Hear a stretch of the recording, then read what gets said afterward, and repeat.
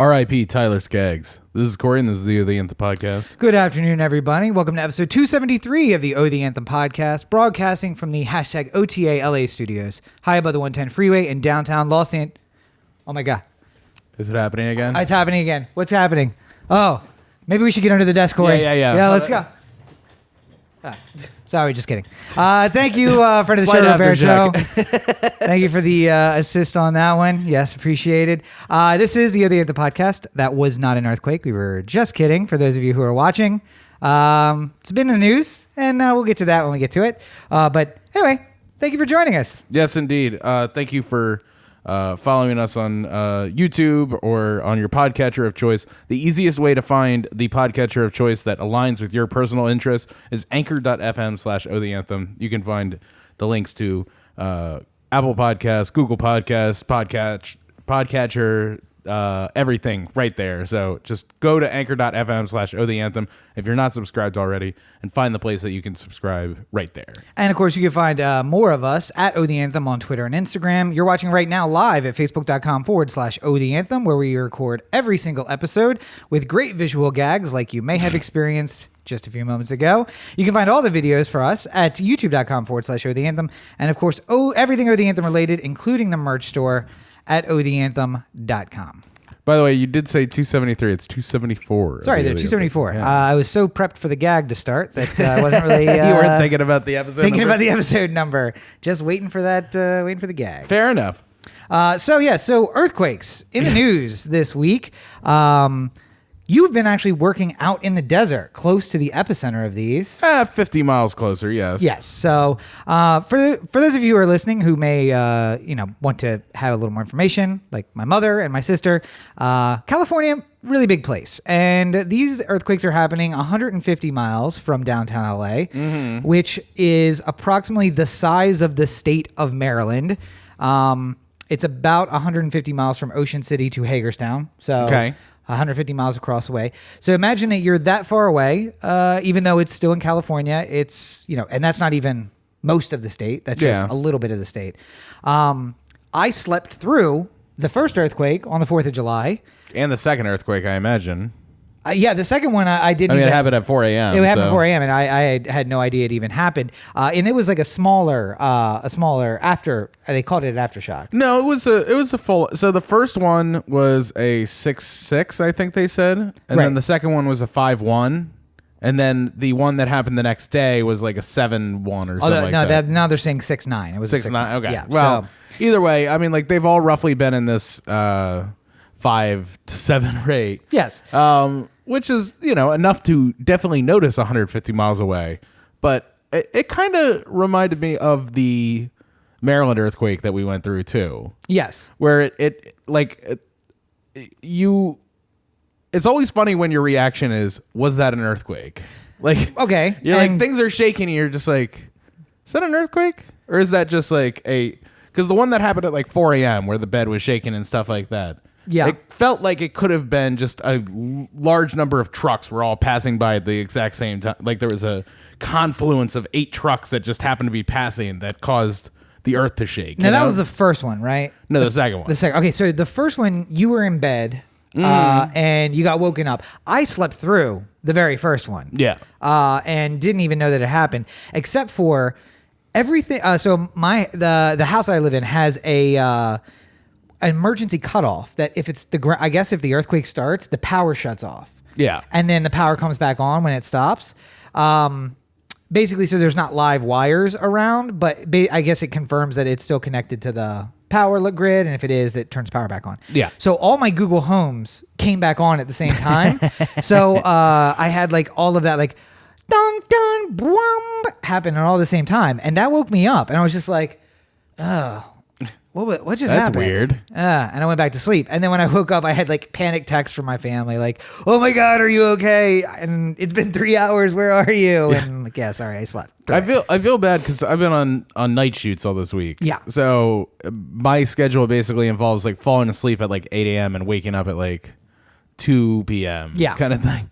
And like I had a bunch of texts from family from the earthquake. And I was asleep for like another 6 hours or whatever it was after the fact. So I kind of hoped that they had figured out that like nothing horrible had gone wrong. And when I eventually texted them, they were all relieved, but I was also worried that they were like, is he dead? Has he been dead this whole time? And yes, he's dead. Sorry. He's dead the whole time. Because he's not responding to his text for 6 hours or whatever. But the second one, you were working when that happened. That was the 4 a.m. one. No. You weren't working during the 4 a.m. No, I was about to go to bed. Oh, okay. Yeah. And to keep on my night schedule. And did you feel it? Did you feel it? The 4 a.m. one? Yeah. Yeah, that was the one that felt like a bunch of trucks going by. Okay.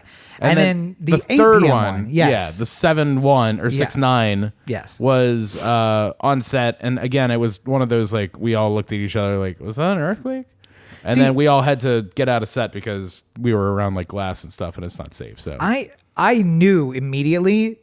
We didn't have that, like, was that an earthquake? It was oh my God, it's an earthquake happening right now. Yeah. But I realized I was also standing on a freshly poured concrete slab. So it was doing like a weird shimmy. Yeah. And because it wasn't giving or waving at all. So the whole thing was moving as one. And it was giving us a weird feeling. But I don't know if I had been standing anywhere else, if I would have. Inside the building, people noticed, but not as much as I think we did outside. So, but I will say, I agree. It felt more like an aftershock or something like that to me, at the very least. Even though it was closer, it just felt like I was trying to, like, it just felt like it wasn't very strong, at least to my mind's eye. But it could have been, I was like in an odd position to like feel it, or I don't know exactly what was going on. But well, and I was in the DC earthquake. I was actually in DC returning my law school books the day that it happened. Yeah, and I like literally as it started, I pulled to a stop and everything started shaking. The brick facade of a building fell down in front of me. So like for me, that was a super intense one. This was just like, oh wait, that's cool. And I like took a video of the popcorn machine like swaying and the water in a pool like moving. So it was more cool. I don't know if it would have been cool if I was in the apartment and like the bookshelf is moving, and like the TV is moving, but it was cool for where I was. So well, like Rachel described the first one, the one that caught us all by surprise at like 10:30. Yeah, as like she was like looking, the bed was moving and the TV was like swaying very violently and stuff like that, and that's kind of scary. But like I don't know. There's been lots of aftershocks and stuff like that, so you sort of like I feel the earth shake, and then I'm wondering if it's going to continue shaking, and it's like the how long is this going to go on thing, which is like the most unnerving part of it all. Yeah. And like, is this little tiny shake the thing that's going to lead to the humongous shake that's coming seconds later, or is this just going to be a small momentary lapse of... Is it dialing up, or is this all it's going to be? Yeah. And I explained the science behind it, but for those of you on the East Coast who are afraid, we are very far away, so we get like these longer period earthquakes, but they're not as violent of a shake. Yeah. The P waves are waves that travel like this, and they lose power, but they're longer as they travel through the earth. So we get like this long, like up, down, up, down, up, down, and it feels like it lasts longer, but the up and down is less intense. We also have a friend who lives in the 14th story of an apartment downtown LA here. Yes. So they were describing how really scary that I'm sure. was. Like, well, and because the building's designed to sway. Like that's how your building doesn't collapse during an earthquake. Yeah. So that it gives a little bit. But if you're really high up, then that giving a little bit makes you feel like the whole thing's just sort of like swaying out of control, and then that's no good either. If you remember, that's very unnerving. The third roommate in the apartment in Baltimore, where we were at during the DC one, said that the couch just basically moved out from under her. She started falling, and then the couch came back and knocked her across the room, which I imagine is probably how it felt at the top of these buildings. Yeah. But also, most of the places that we've lived in LA have been built on the shock absorbers. So it's less intense here than it would be anywhere else, because the whole building is just like gently moving as the earth kind of does it more violently underneath. But what concerns me though is that like with all things earthquakes, there's sort of like this line at like 8.0 where like up until then everything is theoretical. Yeah. So like the Wilshire Grand, which we've talked about a couple times, is like sort of well known for its like ability. It had a lot of earthquake tech put into it to keep it safe. And with good reason, because it's like 73 stories tall. Yes. And they wanted to make sure that like people felt safe going in there. It's going to take out 100 or 10 blocks if it falls down. So, but like even when they were like talking about the amazing earthquake tech they have and how like you wouldn't even feel it if it was like a 5.0 because of how the shock absorbers are in the building or something like that. Yeah. There's like this thing where they're just like, well, what if it's an 8.0 or above? It's like nobody knows what happens. At that point, so it's all kind of just hopefully it helps. Yeah, meanwhile, Instagram is serving me nothing but earthquake survival bags, and earthquake survival food and water, and the USGS saying, "Hey, do you have your earthquake kit ready?" And I'm like, Nope. I'm just probably gonna die. It'll be fine. Yeah. Laura texted me and said like, "Hey, maybe you should pick up an earthquake kit on the way home." And I'm just like, "Yeah, maybe I'll do that." And then I was like, on the way home, and I'm just like, "I'm fucking tired. I can't do this right now. I'd rather die. It's fine. I'd rather die than stop. It's fine. I'll find water. I'll take it from other people. It'll be like Mad Max. It's gonna be like Mad Max. It'll be fine. The strong will survive. I don't know how well you're gonna do though in that situation. So, but yes, I think I do a really good job of being the like boss hog of the whole thing. Like, you think? Yeah. All right. That fat guy was like, that guy. I don't know that you have the violence that you'll need to get. I don't think you have it. He had other people who did it for him. He was just a. Okay. Yeah. Okay. But so yes, to everyone on the East Coast, we are fine, at least for now. The worrisome thing that I talked about with my coworkers is that all three of these happened basically in the same town in California, which means that none of the pressure has been released anywhere else along the plate boundary. And the bigger they get in the same area, it means there's more pressure elsewhere along the plate, which means that it could work its way down a little closer to LA and then skip there. And that's when we'll get a big, that's the other thing too, is like, that we had the first quake and then a world-renowned seismologist went on the news and was just like, listen, because we had this quake, there's a 5% chance that within the next couple days, we're going to have a quake that's bigger. Yep. And then we did. And now there's an 11% chance that we have a quake that's bigger than that coming in the next couple days. So it's all sitting here and waiting. And it's the disturbing part of that story is it's like a add-on factor because they're like, well, what if we get like 3 or 4 smaller ones? That makes it better, right? And they're like, no, it gets worse the more there are. So what's been happening out in Glen Avon, California, with all those 2.0s? That's basically just loading a gun and playing Russian roulette, throwing the bullets into the chambers. Yeah. So we're just waiting for the big one here, and we'll see what happens. The worst thing would be if I was at work and then I was stuck with 80 people who I had to take care of for the next, although, then my gang is pretty set, right? Mad Max is all about the gang, and I'm already the leader. Yeah, but so many of them would be complaining, like, I didn't charge my iPhone beforehand. It's all millennials.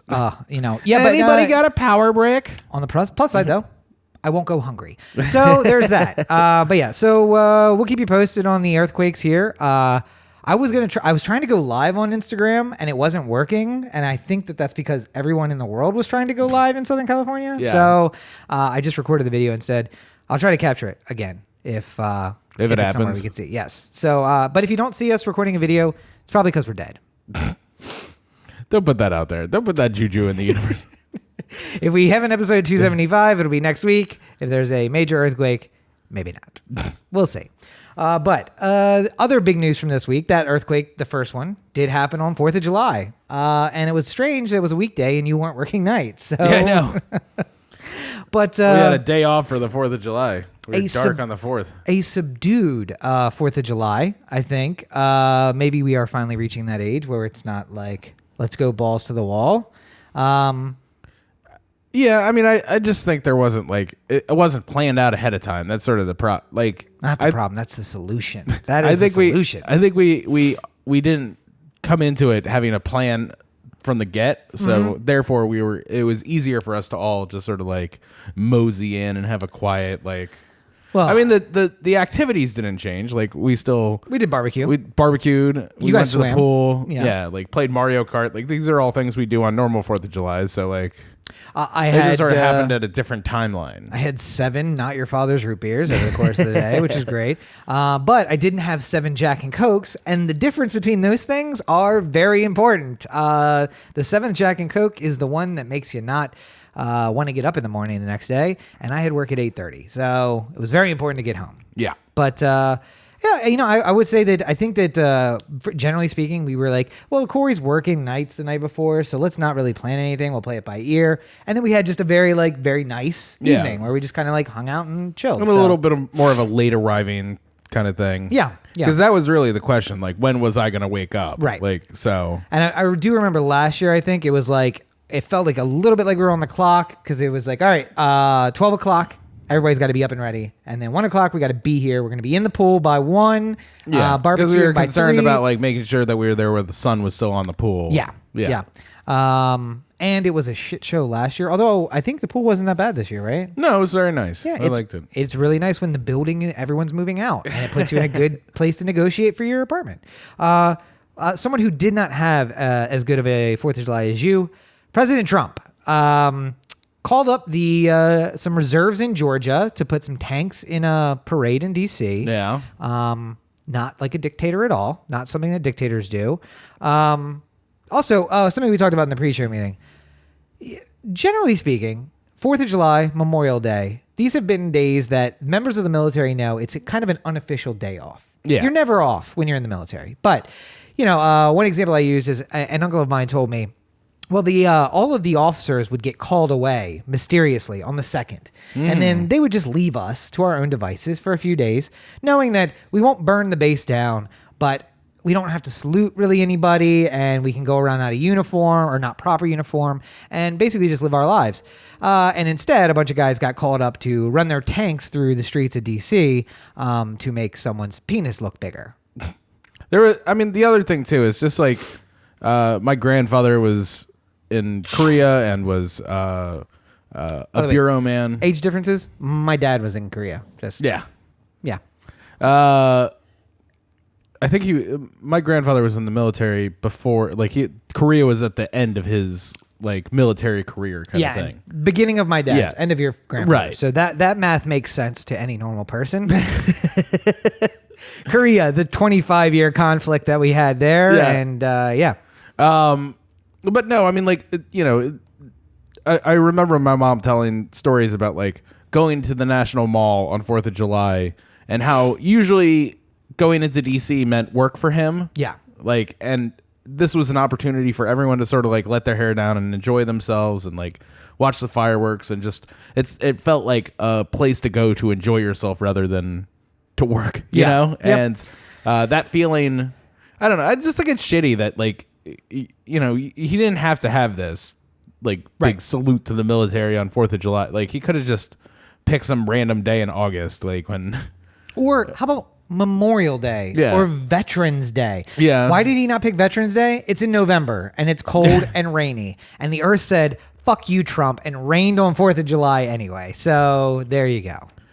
Not to be I didn't watch his stupid parade or his stupid speech. Yeah, but obviously I heard about the him talking about the British taking the airports during the Revolutionary War and stuff like that. The Grand Air War that was the Revolutionary War. Yes, and I understand how a teleprompter going down could really affect your ability to stay on the speech that you're supposed to give, and especially if you're sort of out there blind, you don't know what's coming next.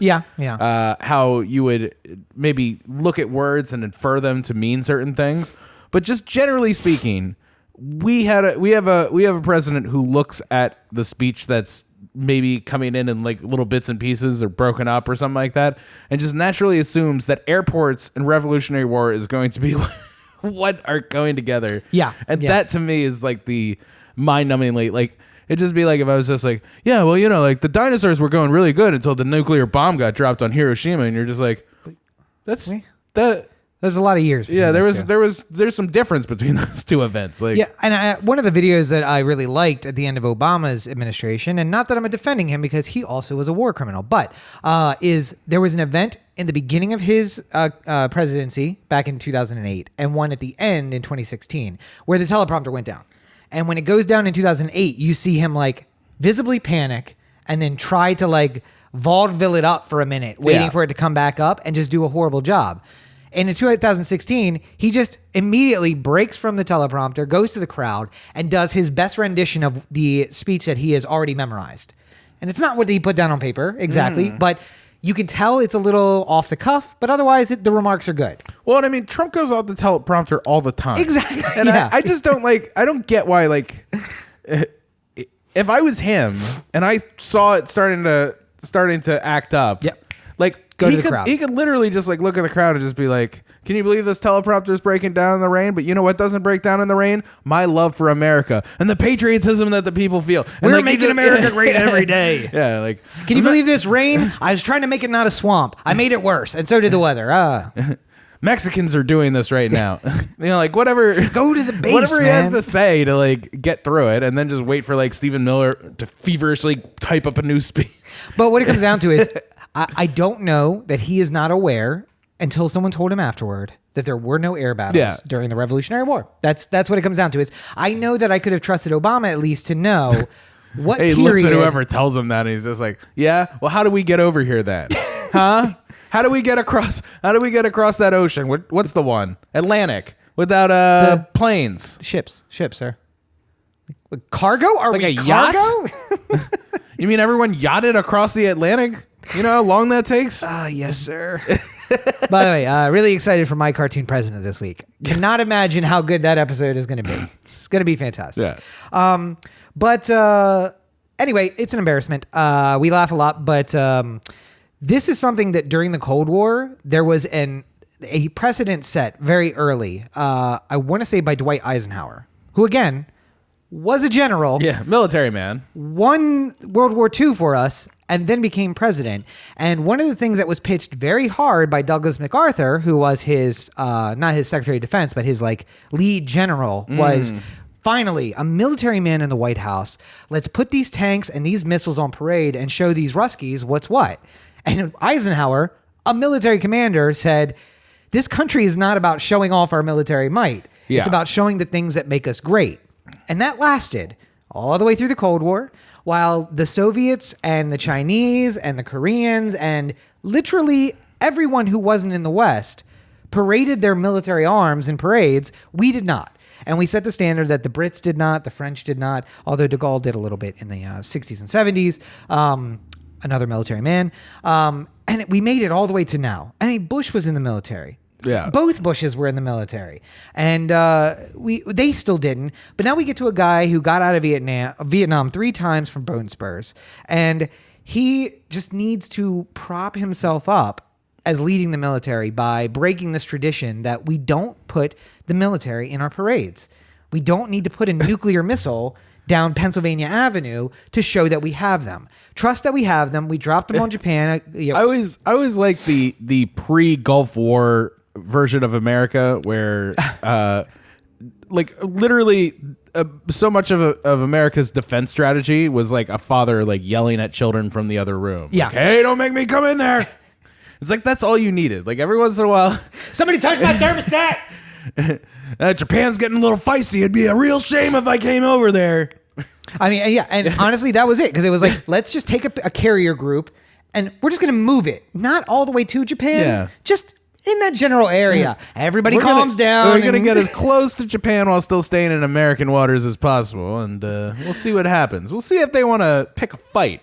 Yeah, you know, the North Koreans and South Koreans are starting to lob some artillery, and we just we move a carrier group into the sea of the South China Sea. Yeah, still very far from Korea for those of you who don't know the geography. And it's like, oh shit, all right, yeah, Dad's here. Let's just put everything away. Dad's home. Just everyone wait. Relax. Yeah.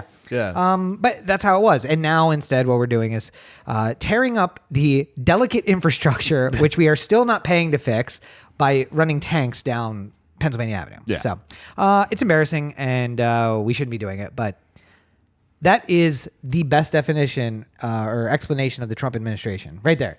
It's embarrassing and we shouldn't be doing it, but here we are. What are we doing? I mean, like, what else can we do? And the most tragic, I just wanted to touch on this. The most I mean, tragic, I guess at least it's better than, it's not the worst yet.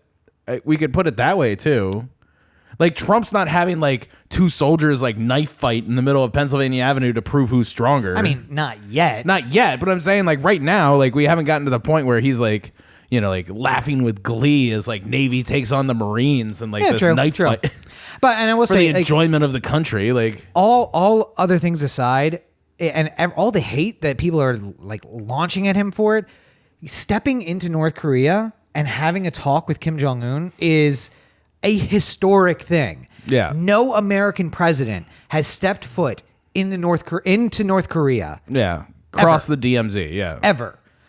We didn't even, I mean, we had American presidents who went to South Korea while it was still like a protectorate of America of the West, and North Korea was a protectorate of the Soviet Union. But that was even before Korea was a Korea. It was just protected area. Yeah. But they still didn't go to the North. And for him to take even 10 steps in and have a conversation, and I know the legitimacy of Kim Jong-un and blah, blah, blah, blah, blah, and I don't really care because who are we to tell somebody they can't have nukes? Because, oh, by the way, we have 8,000 of them.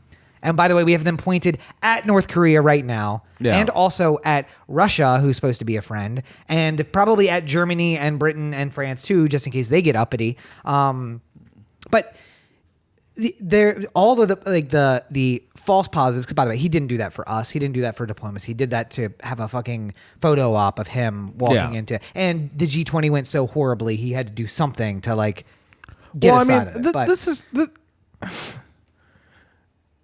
part of the horribleness about Trump is how the images that get put out there and the way that they are explained to some people make it seem like he's playing some sort of like long game that none of us understand. Yeah, yeah. But the problem is that this is not how it, like, you know, sure, if I'm going to buy a $20,000 car and, you know, my goal is to get it for 15. Is there some way I could end up at that point if I walk into the dealership and say, like, listen, no matter what happens, I'm not spending more than $30,000 here? Sure. Yeah, I mean, I guess there's some way you can turn that around, but the likelihood is they're going to hear you walk in and offer 150% of the value of the car. Yeah. And not budge any less than $20,000. And then you're going to end up paying sticker price when you could have walked out for way less if you would have just held your cards a little bit close. I mean, like, he just talks too much. Like, and that's his thing. Like, you know, all the pictures and all the things that he does, you know, like, I saw a friend on Facebook say, like, you know, like, oh, isn't it great to see a president on 4th of July giving a stirring, a patriotic speech? And I'm like, yeah, like, the image of him like giving a speech on 4th of July in the rain and stuff like that is great until you listen to the speech. Yes. Like, yeah. It's great. Well, and we've talked about Baltimore needing a take your medicine mayor. And there are a lot of ways in which America needs a take your medicine president. Yeah. And the other way to say that is a president who does not give a fuck about anything. Now, the president who doesn't give a fuck about anything is the one who goes to North Korea because he's like, I don't care about the political capital. By the way, I have none. Yeah. So I'm just going to go do what I want to do. I'm going to propose Medicare for all also, which he didn't do. Let's not give him credit for that. But it's just like, I'm going to put these ideas into national parlance. But the problem is it's not part of some long game. It's just him doing moment to moment, whatever pops in his head. A take your medicine president is the one who goes to North Korea, finds some middle ground, and makes peace. Yeah. He's not doing that. He wants a photo op of him walking into North Korea and shaking hands with Kim Jong-un. It's the one who goes to China and says, hey... I mean, if you're talking about, like, I mean, like, really, what the country needs is somebody who's, like... Okay, this is going to sound weird. Okay. But what I think we need is a non-evil Mitch McConnell to be president. Okay. Because Mitch McConnell is so, like, kind of driven by, like, the corporate donors and the Koch brothers, which kind of, like, feed his livelihood. So, like, everything he does at some point is for, you know, the richest people in this country or the corporations or the people who, you know, put money in his pockets kind of thing. But, like, he is dastardly and incredible at, like, never giving up an inch and always getting what he wants. So like what we need somebody who's just like that for the American people. And it's just like he just never quits. He always gets the best deal. He always wins, which is exactly what Trump was trying to promise, but never got. Never actually did. Yeah. So I mean, like, well, I mean, what we need is he doesn't get credit for this enough because people don't remember, but Nixon is the reason we have the relationship with China that we have now. Yeah. And what people didn't know at that moment was he knew Watergate was coming. And he was trying to do a Trump thing, which is like, let me do something really great. So when this bad thing breaks, maybe people will forgive me for the bad thing because of the good thing. But he was a guy who realized I have no political capital and I have something really bad about to happen. So let me do something bold that nobody else would do in order to try and well, not only that, but something, I mean, like, for as much shit as Richard Nixon gets, and believe me, he deserves a healthy amount of shit.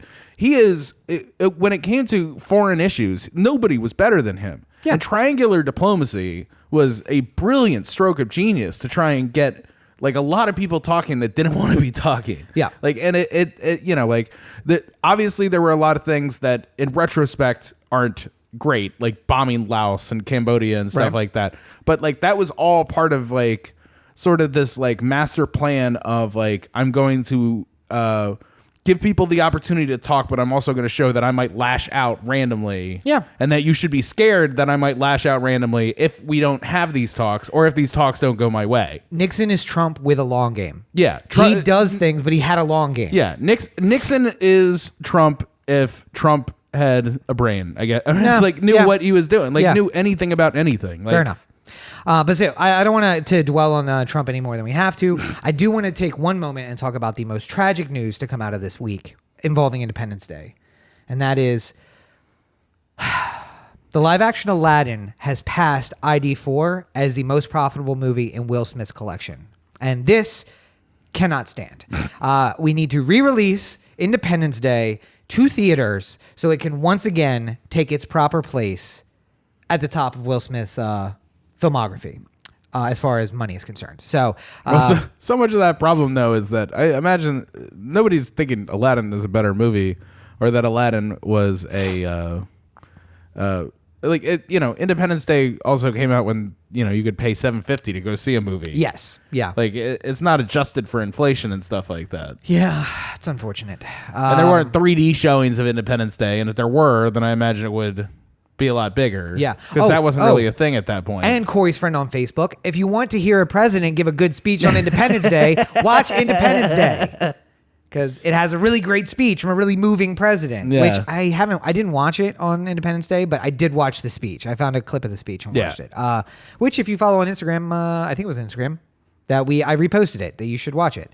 And check out the episode last week where I said 3 words from the front of it and then immediately remembered the whole thing. And just went through it. Recounted the whole thing.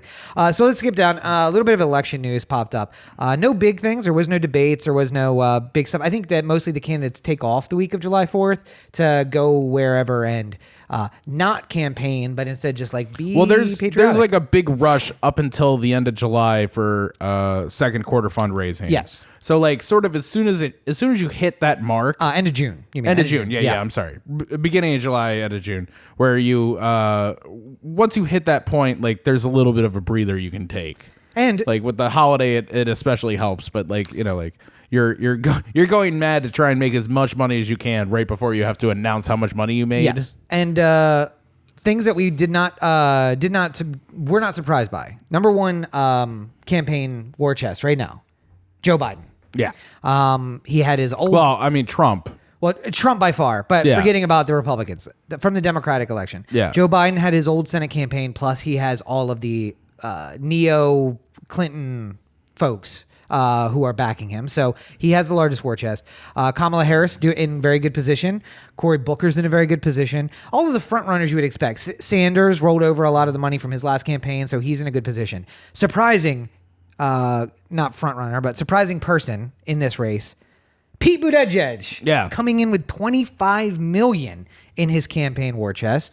And something that Bernie was like harping on last time, a far majority of those donations, I think over 90%, were less than $50 from and it's like 90% of them came from individual donors. So it's like no huge donations from big people. It was mostly small donations from people like me, including me, who gave $10 on 2 occasions to Pete's campaign. By the way, not based on getting an email, based on seeing him, the clips of him at the debate and being like, that's another $10 for you, Pete. Good job. Yeah. And him, the first time I didn't actually give money, I sent an email, but I gave him money early in the campaign and then sent an email when I saw him go home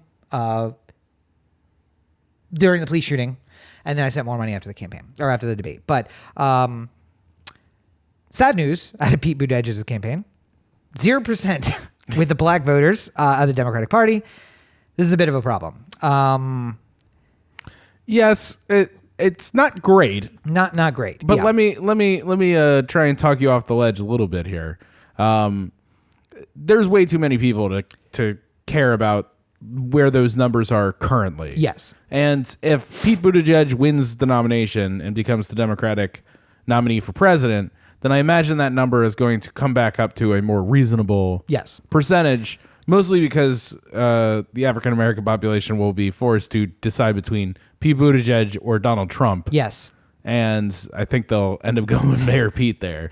Honestly, I can't imagine there's anybody on the Democratic side who wouldn't eventually get the African-American vote once they became the nominee. Worse news than that was going into the debate, Joe Biden had like 70% support. Yeah. Which just, I cannot fathom. Being Obama's running mate, that's... I guess maybe that's got to be... Anyway. Well, I mean, that's the other part too, is that like, even though Buttigieg has definitely like vaulted himself from like an unknown to a quasi front runner in the Democratic campaign. Yeah. He doesn't have a great name value. Sure. And people might know of, you don't know how these polls are necessarily putting it out there. Like somebody might know him as Mayor Pete, but they're just like, which of these candidates do you want to support the most? Harris, Buttigieg, O'Rourke, would you back Peter Buttigieg? Yeah. And they're like, I don't know who that is, but I'd vote for Mayor Pete. So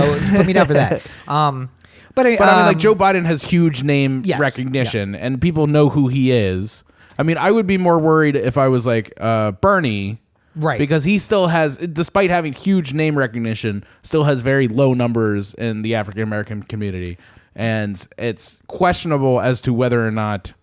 I mean, like I still imagine. I mean, like the black voter is a pretty, solid Democratic voter. Yeah. Hopefully. So I don't imagine that we would, even if like Bernie won the nomination, I don't imagine a bunch of people would sit out the election. Right. But especially given who's on the other side right now, and he's made his proclivities clear. But good news, update on that. After taking him out to the woodshed, Kamala has basically eliminated half of Joe Biden's support in the black community. Yeah. Not such a strong showing by Corey, but I think that's because they were on different nights, right? Yeah. Corey was on the second night, and Kamala he was on the first night, and Kamala was on the same night as him, as Joe. And actually, like literally, I mean, I say take him to the woodshed, but at one point was directing questions at him, and he was very dismissive to her, which probably did not do him any favors. So I think there needs to be a discussion at the Biden camp about this I'm never going to apologize for anything technique that they've come up with. And like sometimes it works. Like I have a proclivity to say I'm sorry a lot, even if it's not like I'm apologizing. It's just sort of like I might bump into you in a hallway and I'm just like, oh, I'm sorry. I'm so sorry. Like it's not it's just because I want you to know like I'm not like it wasn't on purpose. Yeah, it wasn't on purpose. Yeah. And some people have there's been like a psychology within some people where it's like never apologize ever under any circumstance. Even if you do something wrong, find some sort of way to say it in a way that, like, I'm sorry that you got offended by that. Like that anybody kind of who's thing. gone to law school, that's your mentality. Never apologize. Just say, I'm sorry that you took my words to say that. I'm sorry that you walked in the way of me and made contact with me. Yeah. So clearly you are at fault based on my statement that I have just made. Right. Thank you for coming to my TED Talk. I mean, like, there's a part of just running for president where I think every once in a while, especially if you have a long track record with things that you wish you had back. Yes. Where you don't have to apologize. Like, you don't have to say like, I'm so sorry because I voted for this at this time, because then, you set yourself up for having to apologize for everything. Yeah. But you could start, like, you can do the non-apology apology where you're just like, when I did vote on that, on the issue of busing, it was not seen as something, it was trying to separate it from a federal to a state level. And the states were doing things that I didn't agree with on a federal level, but that was not my intention when I was voting for it to create this kind of division. I thought we would be doing more to make things better, but once it got out of federal control and went to state hands, it got worse. Yeah, and I'm sorry that you had to go through that with the state of California. Yeah. Like, that was not my intention. And that's like a good way to apologize without apologizing. It sounds like you're apologizing without actually saying anything. Joe's got to learn that. Yeah. Yeah, but his well, you supported busing. It's like, sure as fuck did. That's not like I like to go across the aisle and shake the hands of known racists. And you know what? He never called me boy once, so I don't know what to tell you. But one last story coming out. So weird. He never once called me a Negro to my face. It's weird. I don't know why he didn't do it. Yeah. He seemed to do it a lot. One last story coming from the debates this week, and that is apparently speaking Spanish during the debate does nothing to help your numbers when it comes to Hispanics.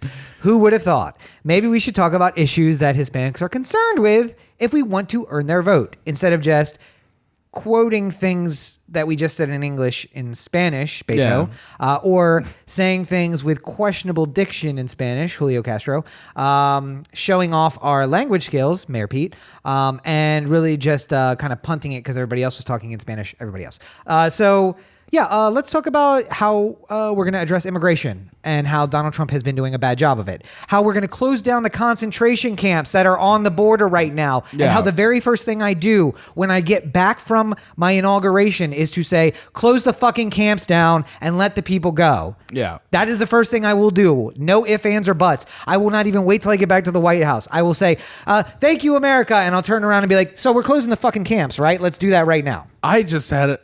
Okay. Free advice for any Democratic candidate who wants to take it. Here we go. Because you're going to get asked this question again. You're going to get asked what's the first thing you do when you get elected, when you go into the Oval Office on Inauguration Day. Start stoking the fear a little bit. And look, maybe take a long, Lester Holt gives you that question. What's the first thing, Cory Booker, what's the first thing you're doing when you're walking to the Oval Office on Inauguration Day? Well, you know what?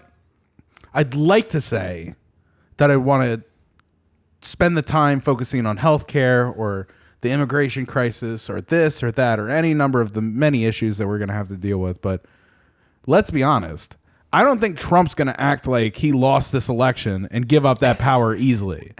And I imagine that the first couple weeks that we spend trying to get into office are going to be spent battling with a Trump administration who claims that his loss is not real and that he actually won this election and that he's not going to allow anybody who works for him to be able to do anything but, to change this and stuff like that. Because you call him out on something that he absolutely is going to fucking do because he has no reason not to if he loses. Yeah. And two, you could set up this thing not only have you thought about the fact that this is probably going to be an eventuality, but that you're preparing for what you're going to do to battle that. Fair enough. And then people would start thinking oh, gee, is there a chance he's actually going to? Booker's really on the ball with this fucking thing. Sure. And that would, I think, would be the best, it would be a great line. It would test really well, and I imagine you get some support out of it too. I think so. So there's a good free advice for you guys. Also, by the way, Joe Biden, don't listen to that. Continue to make ridiculous fucking statements and stories, and put your foot in your mouth. The problem is if Joe Biden did that one, he'd be like, well, we all know Trump's not going to give up power. I mean, me and Barack were thinking about not doing that ourselves. Yeah. So it's oh, Joe, you said the loud part out. Come on, Joe. Yeah. You said the quiet part out loud and the loud part quiet. And then it's just going to be a week on Fox News of just Obama was thinking about not giving up power, and how dare he? And yeah. Trump does it. Yeah, well, because he has to, because all these Democrats are trying to ruin America. I really just want Joe to fumble his campaign in the 5th decade. That's really what I want. I want to see him get into the stretch and just fumble a 5th campaign in the 5th decade. You know, we make a lot of fun of Joe. I do feel bad in a way because the personal tragedies that he's gone through in his life, and how he's always sort of tried to turn those into things that would help other people. I mean, like, you know, you can nitpick over his entire voting record, and there's definitely things to do there. Like, there's definitely smoke in that fire. But I mean, like, he has legitimately always tried to do the best he can for people. And he's always tried to like take these like really awful moments in his own life personally and try and like create a sun shining on the other side for everybody from it. Yeah. But like, there's also a part of me that just feels like he's just like lost there. Like he's kind of like, everyone's kind of gone and he's all by himself. And this is the only thing he can do. Yeah.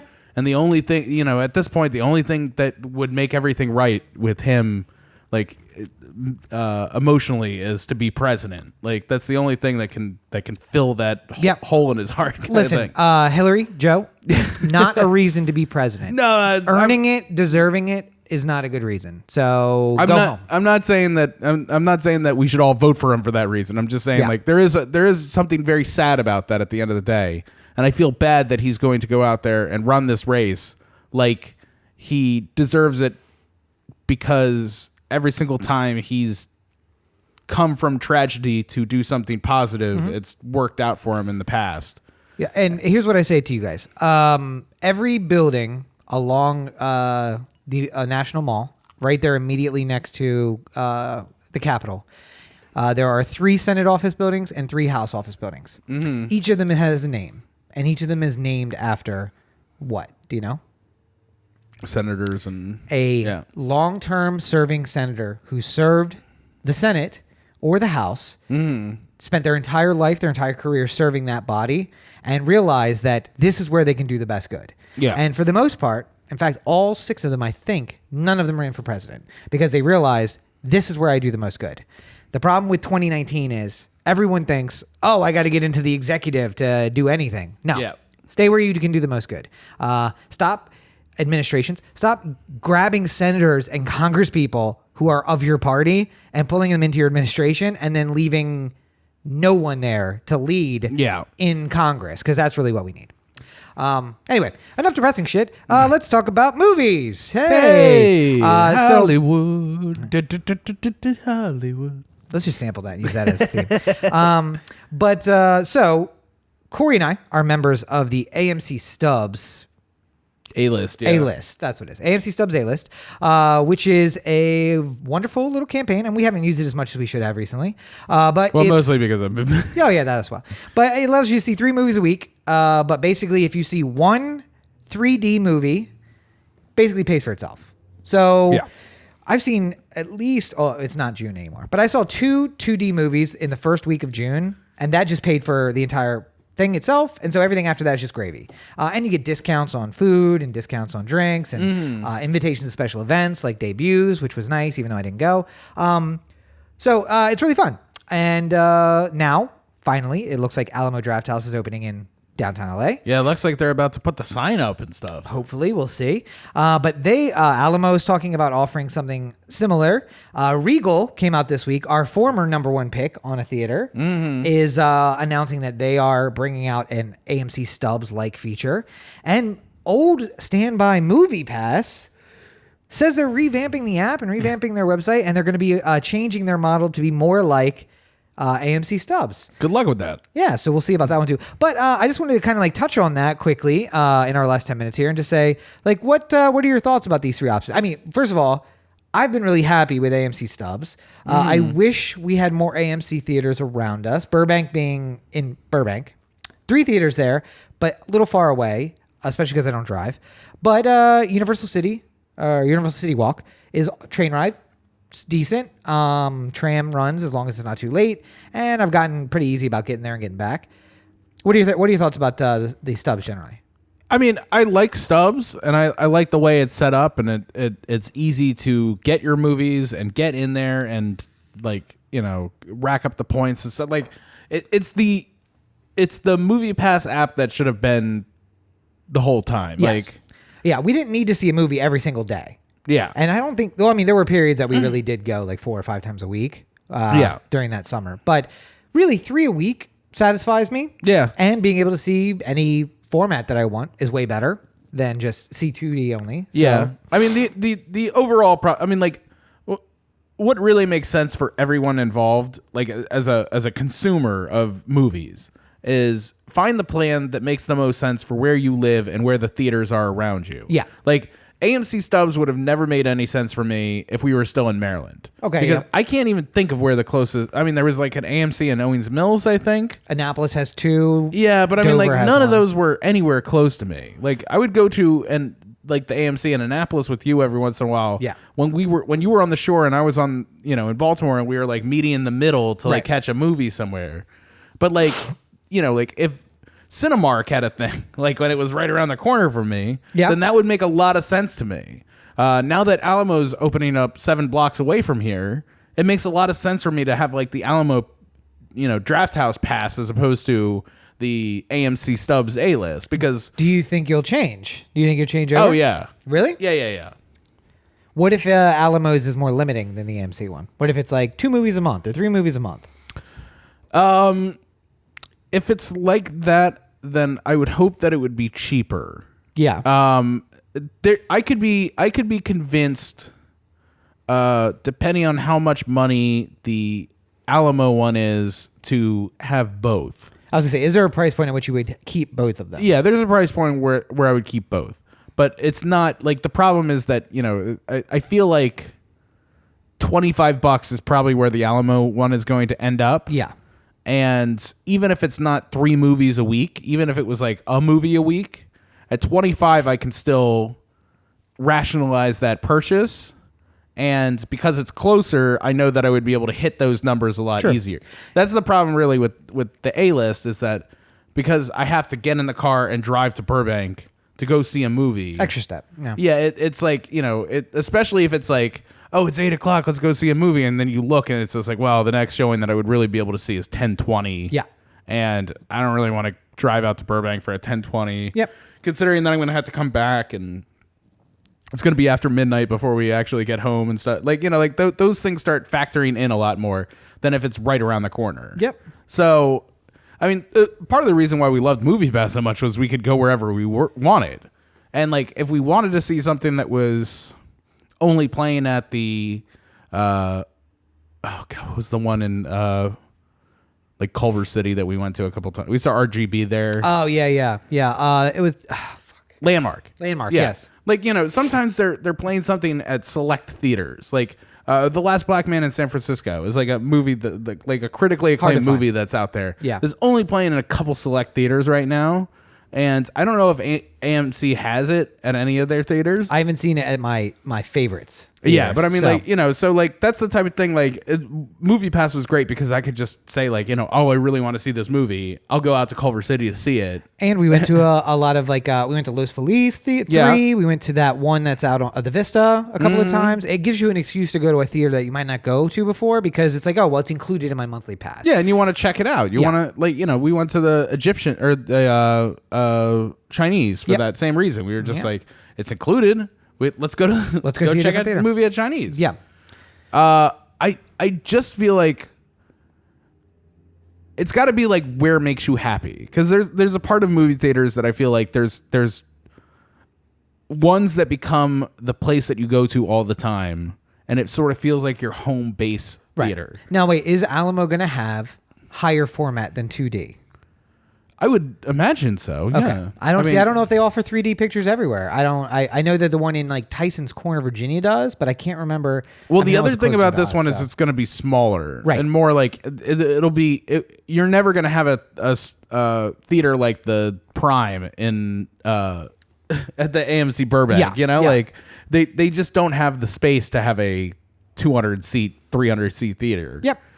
So it's going to be a lot more intimate showings, but I imagine that you're also going to get a lot more. You're going to get a lot more Last Black Man in San Francisco type features there. And the best thing of all about Alamo, it's little note that says "red guy in red hat."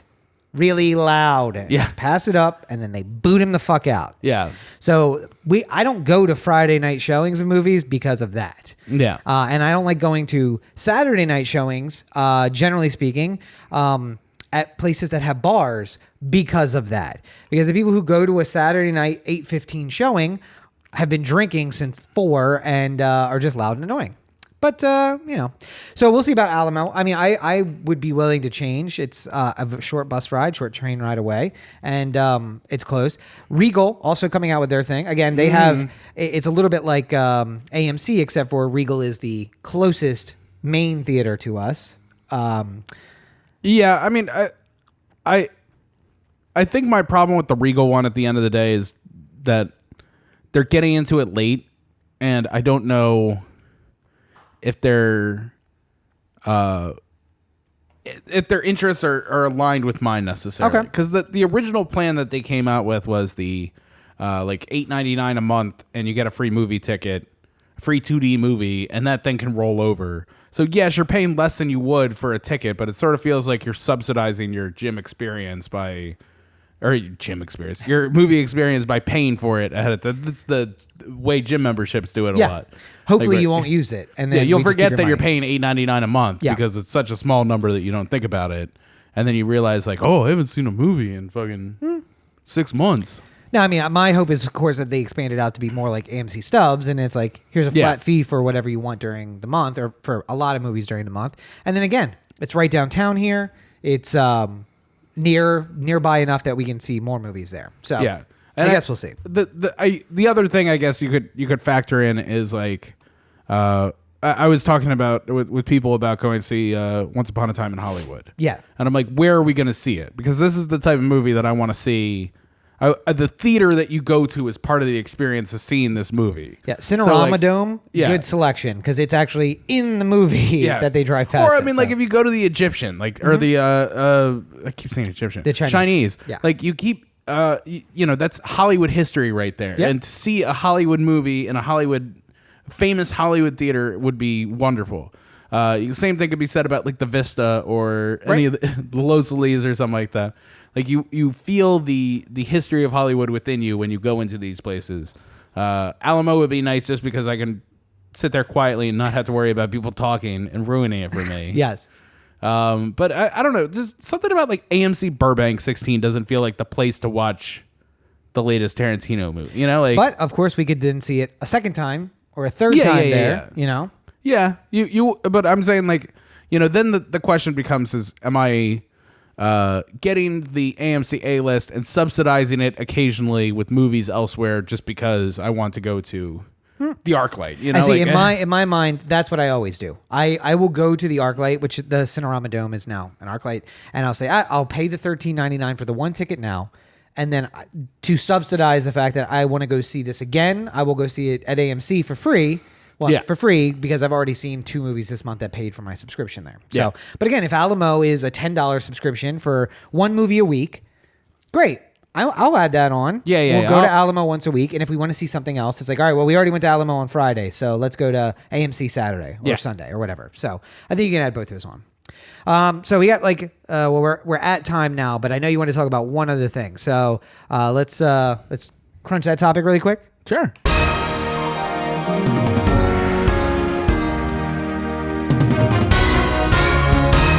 In news that I don't really care about, NBA. Well, and in the last year, we had an episode where we talked about like the LA sports teams that we were going to follow. Yes, and thank God I said I was going to become a Clippers fan because now has never been a better time to be a Clippers fan. Yes, or like something the only time to be able to be a Clippers fan. Anyway, what happened with the Clippers? Kawhi Leonard, the Finals MVP, who basically carried the Raptors throughout the entire playoffs, has decided to sign with the LA Clippers. He's a Southern California local boy, I think from like around San Diego. And there's been a lot of talk about him signing with the Clippers. And it turns out that part of the reason why it took a little bit longer was because he was also trying to convince the Clippers to trade for Paul George to play with him on the Clippers. So now both the Clippers and the Lakers have huge stars on them, which is usually not how it goes. Usually it was only the Lakers. There was a small period of time where Blake Griffin was part of the Clippers, and it's interesting and fun at the same time. I think that we're going to find ourselves priced out of Clippers tickets a lot more now. I was going to say, the only way this impacts like, me is that the only games I've seen in LA have been Clippers games, and now we're going to be priced out of the Clippers games too. So I still feel like there's a prestige that comes with the Lakers that isn't there with the Clippers, and that, like a lesser matchup might still be like easy to see, yeah. I mean, again, if Clippers Pacers Tuesday night affair will still probably be way less than whenever the Wizards come to town, the tickets will be cheap. That's what we can assure. Because as you remember, the NBA plays 88 games just to make sure that we not the Clippers anymore. Yeah, eliminate the Wizards and somebody from the West. But everybody seems to be excited that there is a chance now that it's an all LA West Conference finals. Yeah. And if in any event, we're looking at Golden State, the LA Clippers, and the Lakers, all being competitive. So there are 3 competitive teams in California now. Yeah. So sorry to you, rest of America. Sorry to you, Sacramento, who didn't make that list. Oh, I forgot there was a team in Sacramento. There you go. Yeah. So anyway, again, the biggest impact for me, as soon as I heard the news, I was like, well, shit, I guess we're not going to see any more Clippers games because those $10 tickets are now going to be $40 tickets, and the upgraded $50 tickets we get are now $200 tickets. So, I would like to make one small request of the Clippers. Okay. Just before we go, this almost has nothing to do with Kawhi or Paul George or anything else. Just a simple request. Fix the uniform and the logo. Like, it's so horrible. It's like it doesn't even look like a college team or like a minor league team. It looks like something that like Steve Ballmer owns the Clippers. Like, I imagine like he had a grandson. It's like, I drew a new logo for the Clippers. He's like after he bought the team, he's just like, I don't see why we don't put this on T-shirts right now. And it all became like part of a like a joke, like where he would like come in and he'd just be like, my grandkid drew this, put it on a shirt. It's just like, for real? Yeah, or is that we doing that? We're okay. doing? Yeah. It's I don't know. I just kind of like those old red and blue jerseys, like the old Clippers across the front. Like it was a classy look. Yeah. And the only thing that didn't make it any better was the fact that the Clippers never had a team to go with the uniforms of the logo. They could have easily just but now look at it. Now Chargers, Rams, both looking really good. Clippers, Lakers, both looking really good. The Dodgers are the number 1 team in baseball. Dodgers are looking good. Angels are Angels. Also, they're not in LA, so it doesn't really matter. Not yet. Not until they move to Long Beach. Yeah. And is the Kings? Yeah, Kings who were one of the worst teams in hockey. Yeah, so but we're at the end of the season, so we're gonna see what happens. I mean, you can change things up real quick in hockey. Yeah, it's like basketball, right? Like a couple of players during the off season, and you're back in it. So it's amazing. Like, just the other thing is like baseball off season was so like awful because it wasn't up until like right before the season started where like Machado and Harper and all these other people signed. Yeah. And then as soon as like those contracts came out, there was like a huge bonanza of people signing extensions and stuff. And that was really fun. But there was like the whole like winter where like we're waiting for rumors about like where's Manny Machado going, and you're not hearing anything because like everyone's trying to talk the price down and stuff like that. But in the NBA, where they just like have like a max contract, like it's just like the first minute that the free agency began, there were players being announced. It's like like we've agreed to sign whoever to the Lakers to and stuff like that. Max, and it's like, okay, so we know how much room we have, and this is how much we can give you. That's it. Yeah. So sorry about it. And then the other side, hockey, which is just like. You'll all of a sudden hear about like some trade where like the 5 best players in the league all of a sudden end up on one team, and it's just like, well, what'd they give up for it? So it's like, oh, just a couple minor league players. It's like, you got Gretzky for a couple minor league.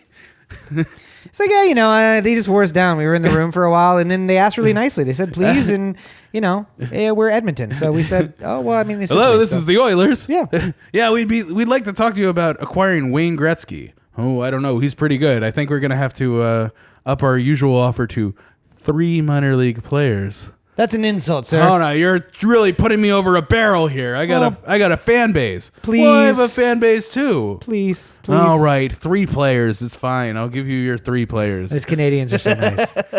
But yeah, so LA apparently is a sports town. Yeah. Who knew? Who knew? By the way, they showed up late for it, but they I was gonna say it was here. just a few years ago where there was no football at all, and weren't one of the basketball teams was talking about moving to San Diego.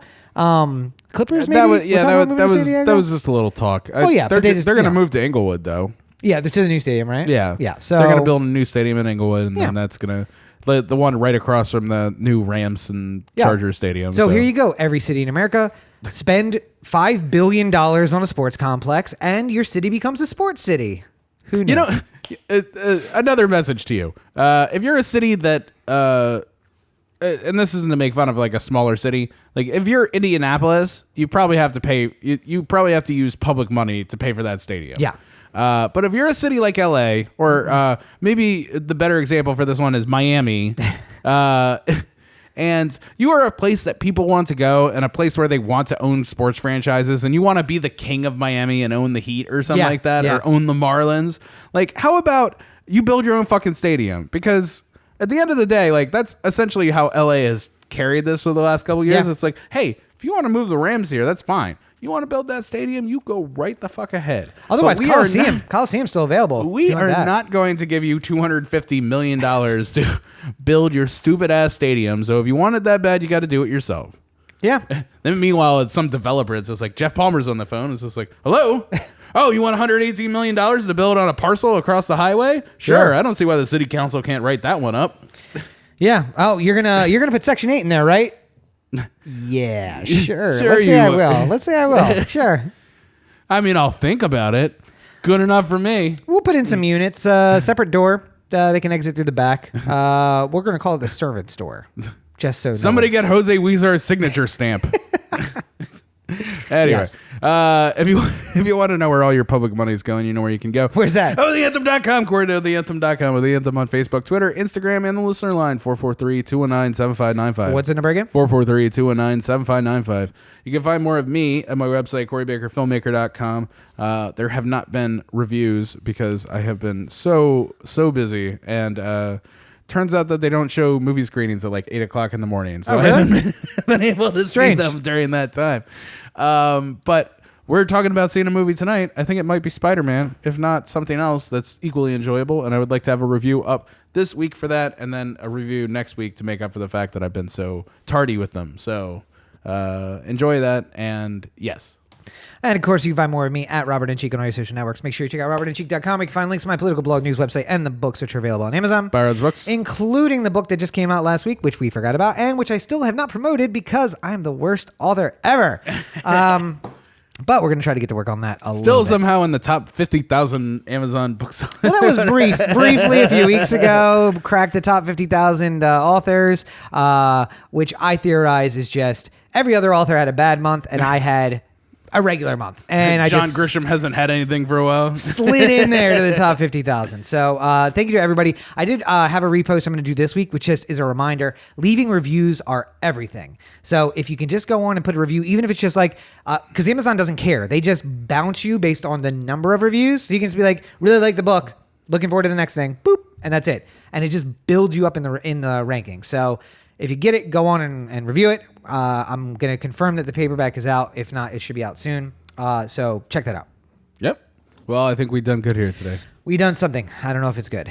But as always, you're listening to the O The Anthem podcast, part of the O The Anthem digital network. For Corey, this is Rob. Have a great week, everybody. Yes, and let's all go out and buy our Kawhi Leonard paperclip jerseys. Paper clips? Yeah, the logo looks like Clippy, the paperclip. Oh, yeah, that's right. Also, fuck Jeff Palmer. Let's just say that right off the top. So, have a good week, everybody.